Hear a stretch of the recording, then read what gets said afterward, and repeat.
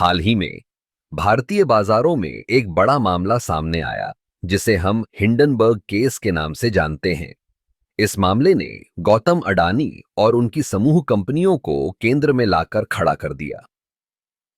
लेकिन अब सेबी ने इस मामले में जो निर्णय लिया है वह काफी महत्वपूर्ण है। सेबी यानी भारतीय प्रतिभूति और विनिमय बोर्ड ने गौतम अडानी और उनकी कंपनियों के खिलाफ लगाए गए आरोपों को खारिज कर दिया है। ये आरोप मुख्य रूप से शेयर बाजार में हेरफेर और वित्तीय अनियमितताओं से जुड़े थे।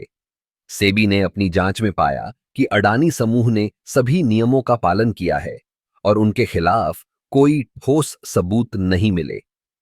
इस निर्णय ने न केवल अडानी समूह की छवि को मजबूत किया है, बल्कि भारतीय बाजारों में निवेशकों का विश्वास भी बहाल किया है। जब सेबी ने यह घोषणा की, तब से अडानी समूह के शेयरों में तेजी आई है। यह दर्शाता है कि बाजार में निवेशकों का अडानी समूह के प्रति विश्वास अभी भी कायम है।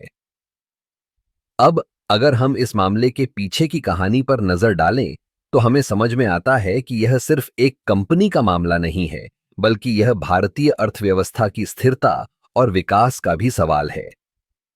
अडानी समूह ने पिछले कुछ वर्षों में कई क्षेत्रों में निवेश किया है, जैसे ऊर्जा, बुनियादी ढांचा और कृषि। इन क्षेत्रों में उनके योगदान ने न केवल रोजगार के अवसर बढ़ाए हैं, बल्कि देश की आर्थिक वृद्धि में भी महत्वपूर्ण भूमिका निभाई है। हालांकि इस मामले ने यह भी दिखाया है कि कैसे कुछ लोग बाजार में अफवाहें फैलाकर कंपनियों की छवि को नुकसान पहुंचाने की कोशिश कर सकते हैं। यह एक गंभीर मुद्दा है, क्योंकि इससे न केवल कंपनियों को बल्कि निवेशकों को भी नुकसान होता है। इसलिए हमें सतर्क रहना चाहिए और तथ्यों पर आधारित निर्णय लेने चाहिए। अंत में यह कहना गलत नहीं होगा कि सेबी का यह निर्णय अडानी समूह के लिए एक बड़ी राहत है। यह साबित करता है कि जब तक आपके पास सही जानकारी और सबूत हैं, तब तक आप किसी भी चुनौती का सामना कर सकते हैं।